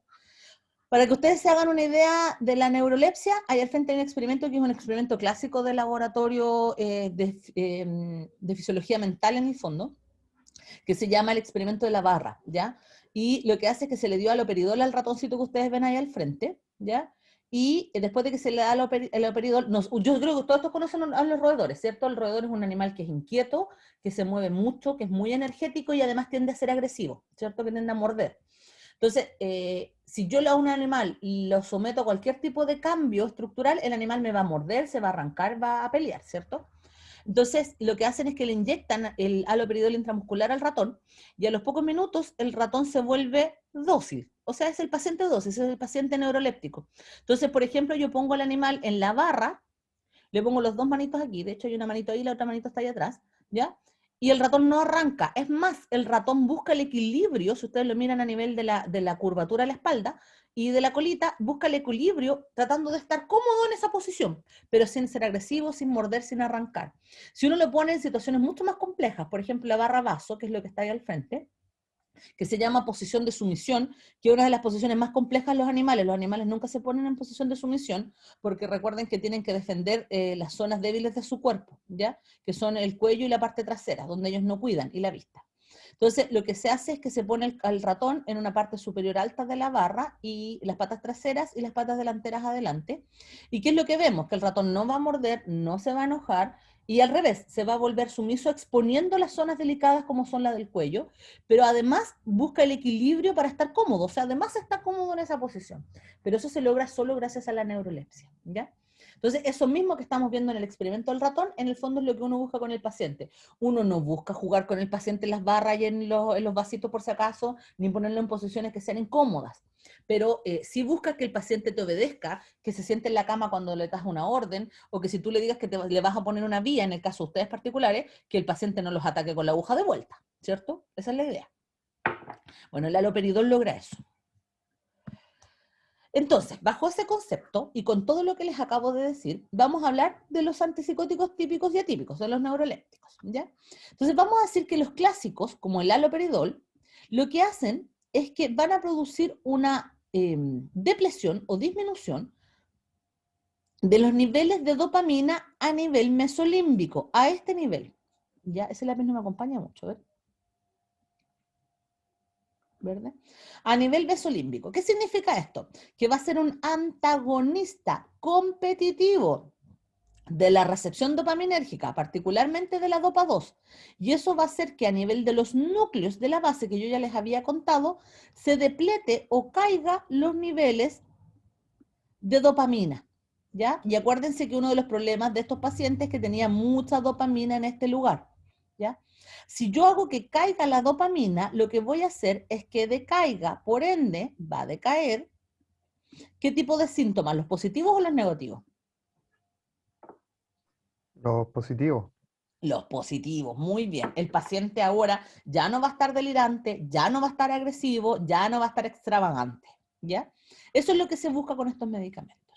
Entonces, ¿qué vamos a tener? Que al mejorar esta fase va a mejorar los síntomas positivos, pero no necesariamente va a tener actividad sobre la corteza prefrontal. Por lo tanto, no sabemos, o sea, es más o menos su actividad sobre los síntomas negativos, ¿ya? Pero sí me sirve mucho por la neurolepsia y la agresión. Otra cosa que es súper importante de saber es que a nivel de los núcleos de la base, nosotros tenemos irrigación hacia el hipotálamo, o sea, irrigación, conducción neuronal hacia el hipotálamo por la vía dopaminérgica. Y también tenemos comunicación hacia la zona de la, ay, de la, del tronco encefálico. Del tronco encefálico por la misma vía dopaminérgica. De hecho, esta llega hasta la vía piramidal, ¿ya? ¿Por qué le menciono esto? Porque si yo decaigo los niveles de dopamina, va a decaer también los niveles de dopamina en el hipotálamo y también va a decaer los niveles en la decusación piramidal. Si decaen los niveles de dopamina en el hipotálamo, se libera la actividad galactorreica. Nosotros, y esto es para que es con lujo de detalle, para que nosotros no produzcamos leche, tanto hombres como mujeres, nosotros tenemos bloqueada la vía de la galactorrea, ¿ya? Y esa vía la tenemos bloqueada gracias a la dopamina. Por lo tanto, si no hay dopamina, se activa la vía de la galactorrea y empezamos a secretar leche, ya que es lo que les pasa a las mamás durante el amamantamiento, ¿ya? Es normal en las mujeres en ciertas épocas, pero en los hombres esto no ocurre. Y también, si yo bloqueo la vía de las bases de la dopamina, también bloqueo esta parte que les decía yo que es la decusación piramidal, extrapiramidal. Y la vía extrapiramidal es la que está encargada del movimiento motor fino, ¿ya? El hecho de que ustedes puedan tomar un lápiz y escribir una A depende de esta vía extrapiramidal. Por lo tanto, si yo bloqueo esta vía, porque bloqueé la dopamina, yo voy a tener problemas con el movimiento motor fino. Y por lo tanto, si al paciente yo le doy ahora un lápiz, después de haberle dado haloperidol, le doy un lápiz y le pido que dibuje una A perfecta, no me va a dibujar la A perfecta, me va a dibujar una A, pero con muchos problemas, con mucho temblor, ¿ya? Entonces, esos son los efectos adversos que pueden aparecer al tomar estos medicamentos. Ojo que depende de la dosis y de la cronicidad, pero son efectos que ustedes tienen que considerar, ¿ya? Entonces, vamos a decir que el haloperidol o todos los clásicos producen síntomas extrapiramidales por bloqueo de la dopamina y producen síntomas galactorreicos por bloqueo de la dopamina en el hipotálamo, ¿ya? Por otro lado, tenemos a los antipsicóticos atípicos, que era toda la otra familia, quetiapina, risperidona, aripiprazol, clozapina, ya se me olvidó uno. Pero ahí los vemos, ¿ya? ¿Qué es lo que hacen estos fármacos? Estos fármacos no solo actúan sobre dopamina, sino que además actúan sobre la serotonina y sobre la noradrenalina. Y lo que se ha visto es que aumentan la conducción de dopamina a nivel de la corteza. Y a nivel de la corteza nosotros teníamos los síntomas negativos. Por lo tanto, si yo mejoro la sinapsis dopaminérgica en la corteza, lo que voy a tener es que va a mejorar los síntomas negativos de mis pacientes. Entre ellos voy a tener que va a mejorar la función cognitiva y también va a mejorar la función de atención social y la anedonia, o sea, se van a empezar a cuidar más y sentirse yo en sí mismo. Otra cosa súper importante es que estos antipsicóticos no tienen mucha acción a nivel de los núcleos de la base, o tienen, pero poca. Por lo tanto, tienen poca probabilidad de producir síntomas extrapiramidales o EPS, ¿ya? Lo digo lento porque yo sé que hablo muy rápido, pero hay cosas que es necesario que ustedes sepan, ya que se aprendan sí o sí. Entonces, de los atípicos, lo que vamos a tener es que no solo tienen acción dopamina, sino que tienen acción sobre otros neurotransmisores.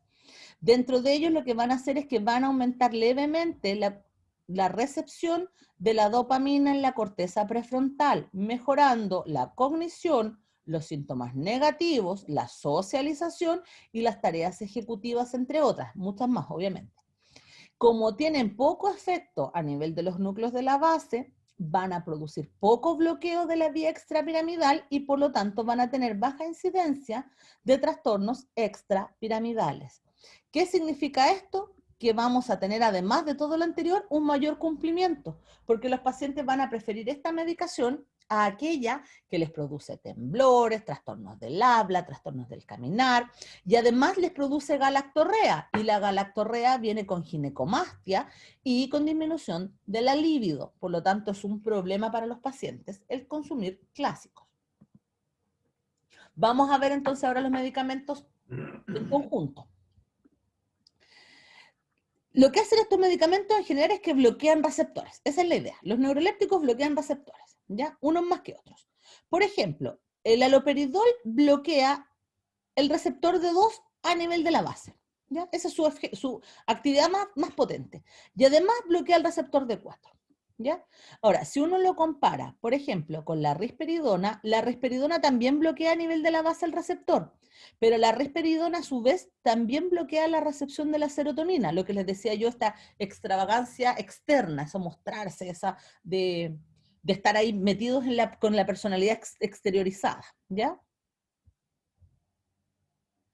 Ya, me preguntan aquí, ¿a qué nivel aumentan los atípicos? A nivel de la corteza prefrontal. Esa es la idea. Los atípicos mejoran la corteza prefrontal, pero aún así inhiben a la límbica, pero la límbica es mucho más suave. ¿Ya? Y si nosotros vemos también, no sé, por la misma risperidona, miren, tienen actividad sobre los adrenérgicos. Entonces, además, hacemos que el paciente se controle mejor sus emociones en el contexto de la huida, no tienen tanta sensación de necesidad de huir, o no tienen tanta sudoración, o tienen mejor control de esfínteres, etcétera. Ya pueden controlarse mejor. Entonces, si uno los compara, son bien interesantes estos. Miren ahora la quetiapina. La quetiapina tiene poquito bloqueo dopaminérgico de 2, ¿ya? No tiene ningún otro bloqueo, por lo tanto permite que la neurotransmisión dopaminérgica sea normal en el paciente, salvo en la zona de los núcleos. Pero produce esta sensación que les decía yo, de mejora de la respuesta de huida mediada por el receptor alfa adrenérgicos. Pero, interesantemente, también tienen actividad muscarínica, que está relacionada con una mejor ventilación, con una mejor respuesta cardiovascular, etc. ¿Ya? Entonces, la idea central, yo no creo que ustedes se lo aprendan de memoria porque es imposible para ustedes, aparte que están recién aprendiendo esta materia, pero sí que me entiendan que los atípicos son atípicos por eso, porque producen múltiples sintomatologías en el paciente. Y según la situación de mi paciente, yo es como lo voy a ayudar, ¿ya? Por ejemplo, otra cosa bien interesante es que, voy a buscarlo aquí, aquí está, que tiene que ver con la concentración. Aquí está. La concentración está relacionada con estos receptores, la serotonina 2A y 2C a nivel central, y por lo tanto se ha visto que el aripiprazol mejora la capacidad conductual de concentraciones. Cuando uno le llama la atención a la persona ahora atiende mejor, ¿ya? O sea, responde mejor, ¿ya? Ahora, eso no es todo. Estos medicamentos hacen muchas otras funciones porque como tienen acción sobre la dopamina, tienen acción sobre múltiples funciones en nuestro organismo, ¿ya? Dentro de ellas, cosas súper interesantes que a ustedes les van a servir, especialmente si trabajan en urgencias y en posparto, ¿ya? Son, primero, la clorpromacina, que está aquí, que es un neuroléptico antipsicótico. Dentro de sus bloqueos dopaminérgicos, genera una supresión o sea, bloquea el reflejo del vómito a nivel de nuestro gatillo. Nosotros a nivel del sistema nervioso central tenemos una zona que se llama la zona gatillo. Yo no sé si ustedes saben que uno puede vomitar por gastrointestinal, o sea, por irritación gastrointestinal, por devolución de la comida, pero también nosotros podemos vomitar a nivel central, por la zona del mareo y del gatillo de reflejo, ¿ya? Entonces, por ejemplo, eso pasa cuando uno tiene un movimiento muy brusco, o cuando uno siente, o sea, en el fondo hay cinetosis, la vista se mueve muy rápido, eso genera que se active el reflejo del vómito, se reacciona el mareo y después posterior un vómito, ¿ya? Entonces, en las personas que sufren de vómito por actividades del sistema nervioso central, por ejemplo, pacientes con cáncer, o pacientes que no pueden viajar en autobús, o pacientes que no se pueden subir a los aviones por los cambios de movimiento, la clorpromacina bloquea esta vía y por lo tanto la persona no vomita, ¿ya? Interesante efecto. Y otro efecto súper interesante es que el sulpilam, que es el que ven ustedes acá, que en realidad el medicamento es la sulpirida, este medicamento se bloquea la vía del hipotálamo y, y por lo tanto produce galactorrea. Pero es súper interesante porque la sulpirida casi no tiene acción antipsicótica. Toda su acción es galactorreica. Por lo tanto, ¿qué es lo que ocurre? Que postparto, cuando las mujeres están muy nerviosas, y en el fondo, acuérdense que no todas las mujeres sienten placer postparto, de hecho la mayoría no lo siente.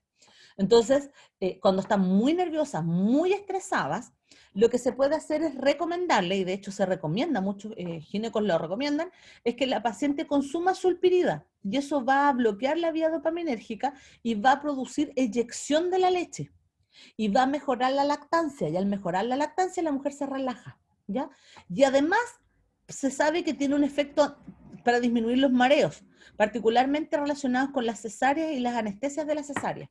Entonces, uno mata dos pájaros de un tiro, por así decirlo. Disminuye la sensación de malestar posparto y además produce eyección de leche, de sulpiride, ¿ya?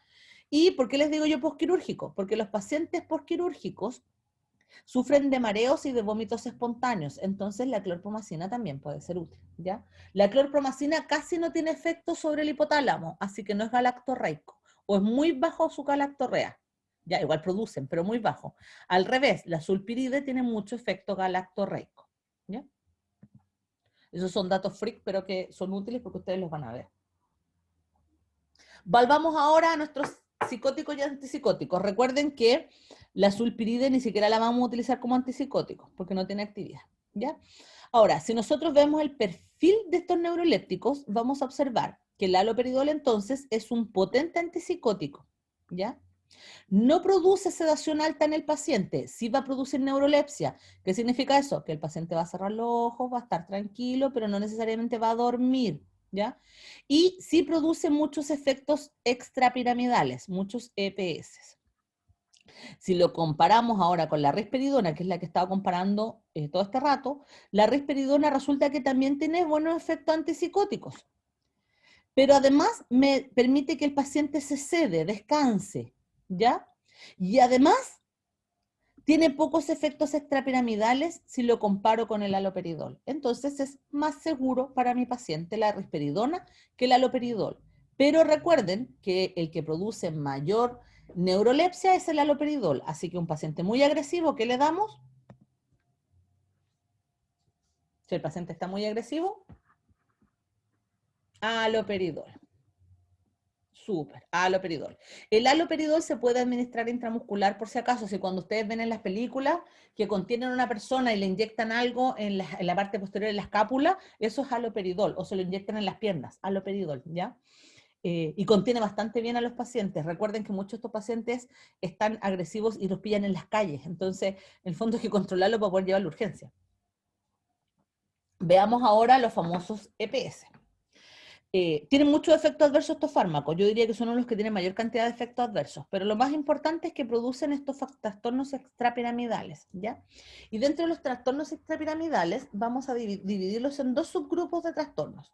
Las distonías agudas, es decir, que aparecen temprano en el tratamiento, y las distonías tardías, es decir, aparecen cuando el tratamiento es crónico y de larga data, ¿ya? Dentro de las distonías agudas vamos a tener dos: la acaticia y el parkinsonismo. Y ahora ustedes vienen y me preguntan, profe, ¿y qué demonios son esas cosas? ¿O alguien sabe lo que son? ¿El parkinsonismo vendría siendo como los temblores o no? Yes, efectivamente. Es igual que el paciente con Parkinson, solo que no tiene demencia. Es decir, empieza a tener temblor motor y temblor en reposo. ¿Ya? Es el parkinsonismo. Pierde la capacidad del control motor. ¿Ya? Y la pregunta, ahora me dice Yesenia que no, profe, súper gracias. Y la acaticia, ¿ustedes saben lo que es? ¿La caticia también son temblores o no? No, no necesariamente. Son más que temblores, de hecho. Ya, yo les cuento. Miren, voy a abrir el audio, el video por si acaso para que me vean. Voy a tirar el teléfono, el computador para atrás. Así como el parkinsonismo es de temblor fino, ¿cierto? Y es temblor en reposo. En el fondo, si al paciente uno le da una tijera, el paciente está todo el rato así, yo le doy una tijera y rápidamente gana control, ¿ya? Eso es el parkinsonismo, pero no hay demencia de por medio, porque el Parkinson es con demencia asociada. La acaticia, en vez de ser motor fino, es motor de grandes músculos, ¿ya? ¿Por qué me paro? Porque esto es la acaticia. Por ejemplo, yo estoy aquí conversando con ustedes y hago esto. Y después me corro para allá, y después hago esto, y después hago esto otro, y después hago esto. Y empiezo todo el rato así. Me muevo, pero de motor completo, ¿ya? De hecho, uno dice que la acaticia es la incapacidad de estar quieto, ¿ya? Es como cuando uno habla de los niños con hiperactividad, eso es un tipo de acaticia. El paciente se para, se sienta, empieza a caminar, y después de que está sentado se vuelve a parar, y de cuando está parado empieza a correr, ¿ya? Y si está, a veces están obligados a estar sentados, entonces empiezan así. ¿Ya? ¿Se entiende la idea? Entonces vamos a decir que la acaticia, voy a cerrar el video, la acaticia es la incapacidad de estar quieto. ¿Ya? Estos medicamentos producen de manera temprana esa incapacidad. Lo bueno es que no lo producen todos los pacientes. ¿Ya? Y después tenemos la discinesia tardía. La discinesia tardía es grave, ¿ya? Porque como es crónica, es muy difícil compensar a mi paciente. Ahí al frente se les muestra una secuencia de discinesia tardía, pero para que ustedes se hagan una idea, ¿cómo identificamos la discinesia tardía? Nosotros le pedimos a un paciente que ya está en tratamiento que diga su nombre. Entonces, si me preguntan a mí, yo les voy a decir, me llamo Jessica. Miren mis labios, por favor. Jessica. Si ahora yo tengo discinesia tardía, yo voy a hacer... ¿Me entienden? ¿Qué es la discinesia tardía?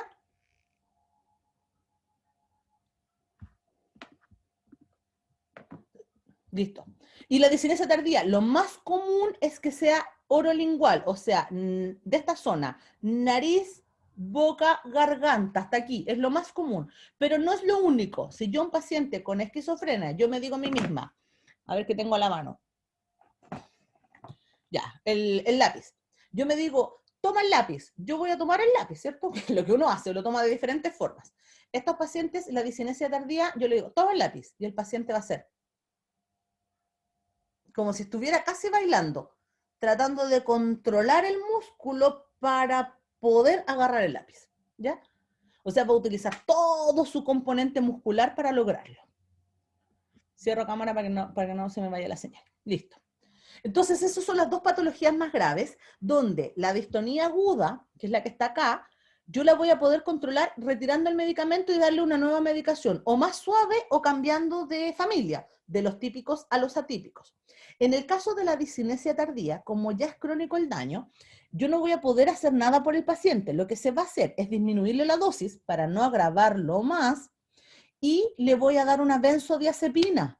¿Para qué? Para disminuir la conducción exagerada, dopaminérgica, GABAérgica, lo que sea.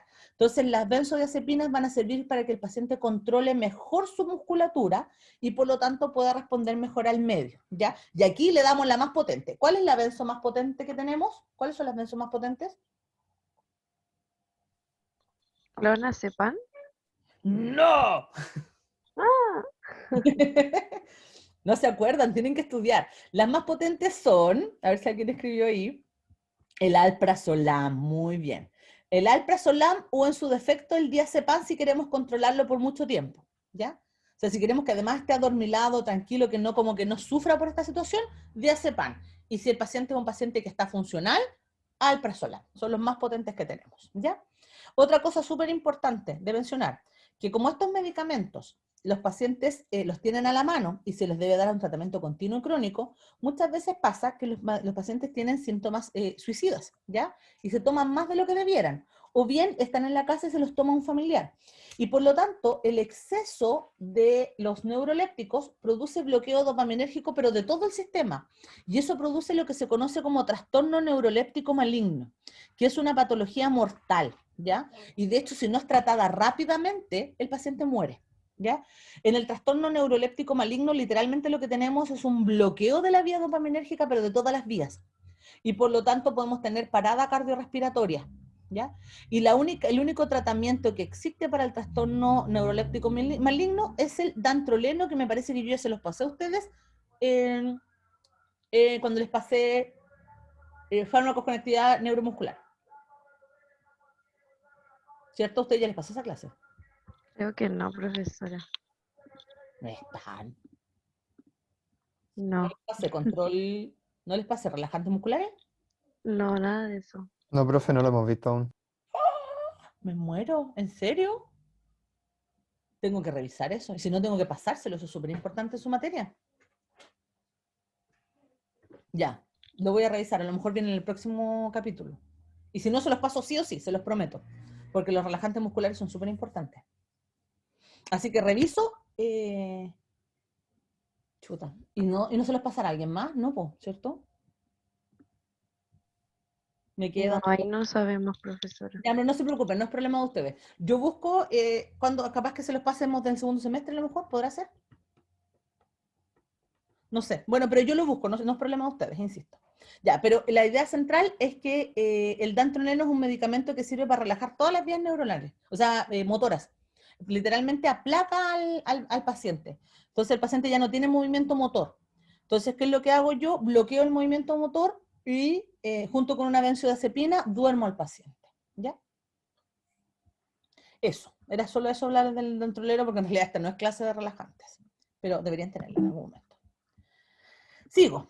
Entonces, me faltaba otra cosa. Además de los EPS, lo que les mencionaba yo es que producía síndrome galactorreico por bloqueo hipotalámico del DOPA.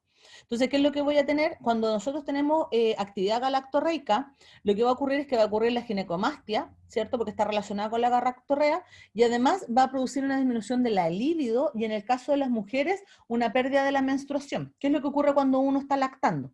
Efectivamente, cuando uno está lactando, uno tiene una pérdida de la menstruación, crecen las mamas en la mujer, y además uno tiene una pérdida de la libido. O sea, de hecho, es normal que la mujer no tenga deseos sexuales mientras da lactancia. ¿Ya? Y aquí alguien me dice que en noviembre tenemos bloqueadores. Ya, súper. Muchísimas gracias, Yesenia, te pasaste.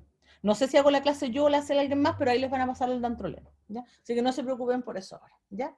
Entonces, vuelvo a esto, lo que les decía yo, fisiológicamente hablando, cuando se activa la cascada de la galactorrea, las mujeres tenemos un aumento del crecimiento mamario, eyección láctea, que es la finalidad, disminución de la libido y pérdida de la actividad sexual y menstrual, ¿ya?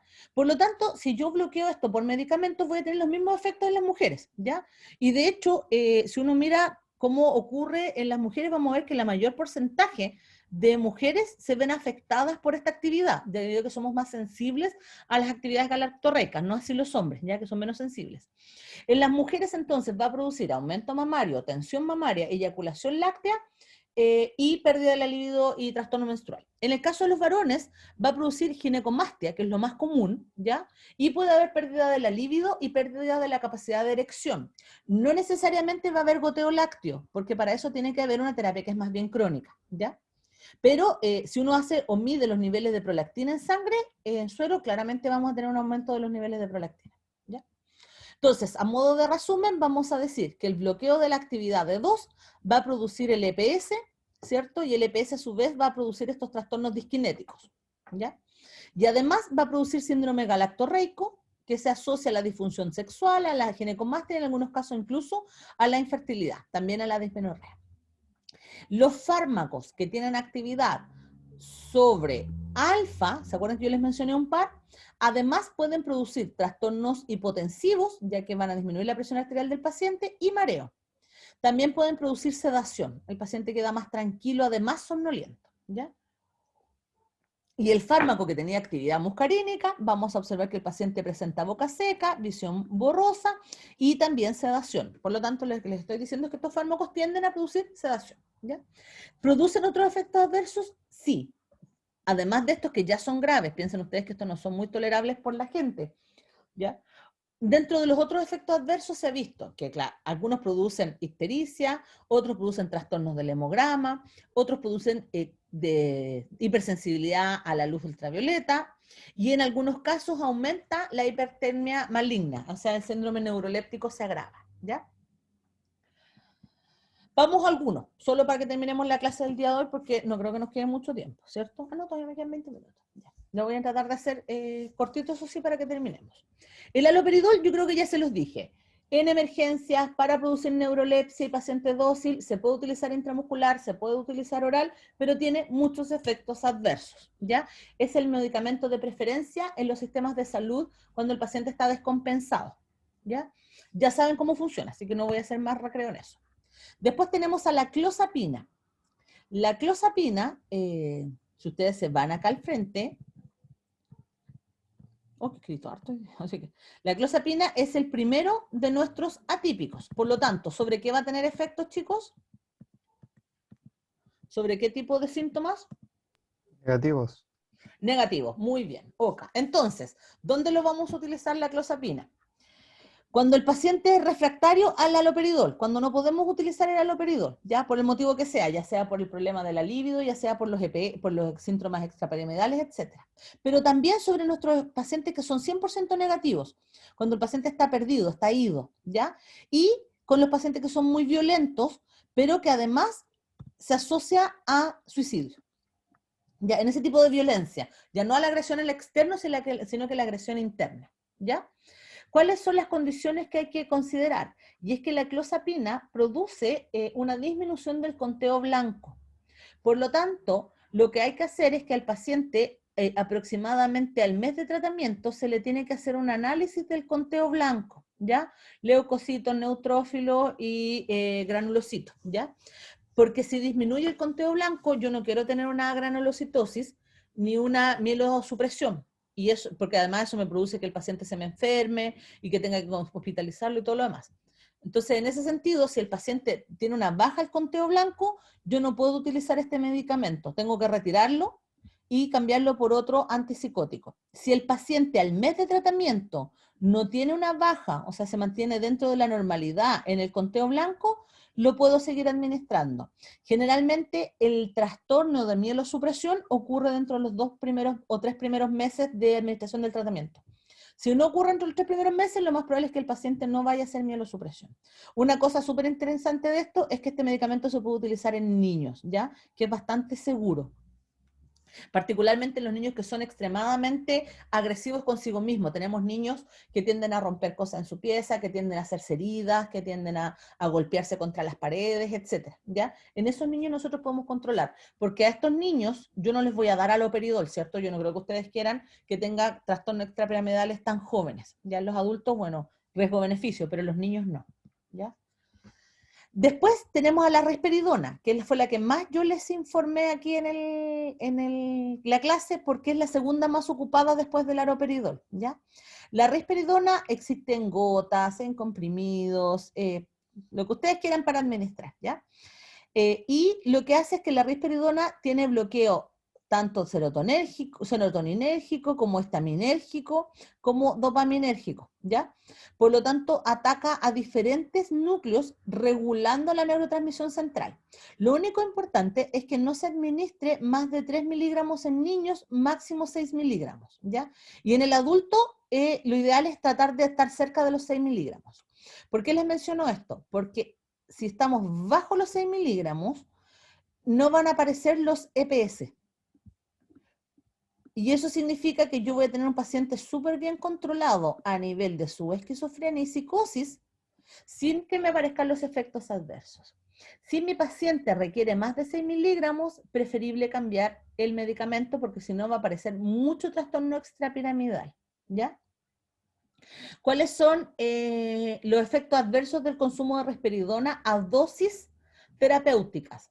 La mayoría de los pacientes aumenta de peso. Este es un temazo cuando tenemos problemas, por ejemplo, a nivel de la anorexia y bulimia, que también aquí se nos juntan los pacientes con esos niveles de desperfilación de la realidad, ¿ya? La mayoría de los pacientes reporta cefalea, sedación, ¿ya? Y disfunción eréctil con pérdida de la libido. ¿por qué les menciono esto? Porque la risperidona es el medicamento que se tiende a utilizar más en adolescentes y en niños, es ahí que se prefiere. De hecho, risperidona, bajo su nombre Risperdal, es el que se administra para los pacientes autistas y para los niños con trastornos de hiperactividad con déficit atencional, ¿ya? Porque eso disminuye el movimiento de los menores, mejora la concentración y disminuye la agresividad con sus compañeritos, ¿ya? Entonces, lo que hace en el fondo es mejorar esto que está acá, mejorar la excitación neuronal, permite que se concentren más, estudien más y tiene acción sobre la conducta del menor, ¿ya? Siempre lo importante es que se parta con la dosis mínima para evitar los síntomas extrapiramidales, pero en general es el más utilizado en la clínica. Después le sigue el aripiprazol en su uso. Este se utiliza bastante en el adulto cuando yo no quiero utilizar el haloperidol, ¿ya? Y se ha visto que es muy útil en los episodios agudos maniáticos, ¿ya? Y disminuye en el fondo la actividad maniática del paciente con todo lo que eso implica, la ansiedad, el estrés, la agresión, etcétera, ¿ya? Así que puntúa bastante bien el aripiprazol como medicamento. ¿Cuál es su actividad? El aripiprazol tiene actividad serotoninérgica y bloqueo parcial dopaminérgico. ¿Qué significa que sea parcial? Que a veces permite el aumento de la respuesta dopaminérgica a nivel de la corteza, pero también permite una disminución de la exacerbación neurotransmisora a nivel de los núcleos de la base. ¿Cuál es el efecto adverso del aripiprazol más importante? Es que en el adulto mayor produce rigidez de la muscular, particularmente de la espalda, produciendo un cambio en la curvatura de la espalda en el adulto mayor, que por desgracia, debido a la edad de ellos, es muy difícil de corregir y por lo tanto produce un cambio postural doloroso. Al paciente le duele este cambio postural y en general no tiene vuelta atrás, al menos que sea kinesiológicamente, y en realidad es bastante caro. Ya, me preguntan acá, ¿qué pasa si un paciente adulto mayor toma risperidona? La verdad es que se les da risperidona, no es que no se les dé, pero el problema de los adultos mayores es qué tan grave es su psicosis, porque si es muy grave, con 6 miligramos no le va a alcanzar. Y si no le alcanza con 6 miligramos, vamos a tener un paciente con parkinsonismo, con acaticia y con esto que les decía yo, que es la discinesia tardía.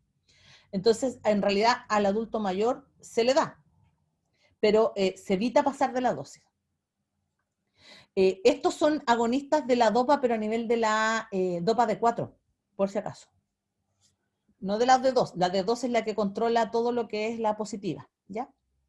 Entonces, vuelvo acá. El aripiprazol no está aprobado en niños, así que no se da en niños, hasta ahora por lo menos que yo sepa.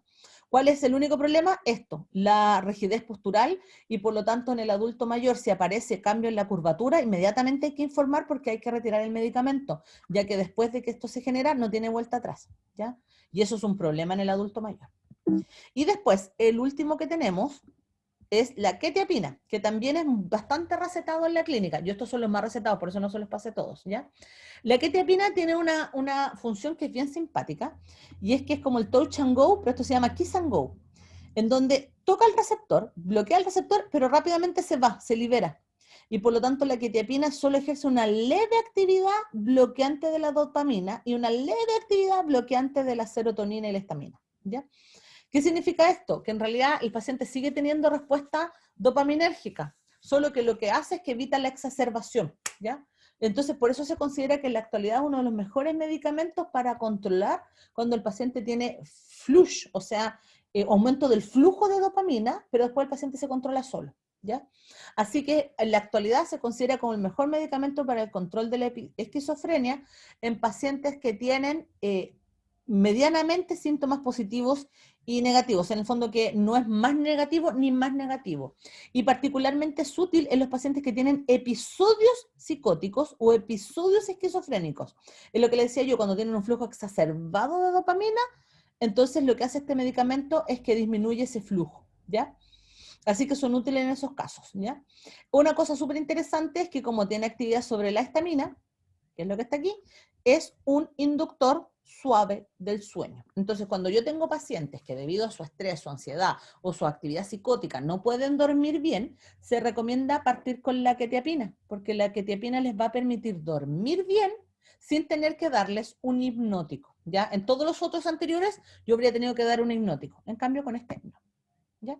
Ahí están los monitos de los gatos de Luis B. Miren, a mí me encanta. Los para el gatito. Ya chicos, consultas al respecto.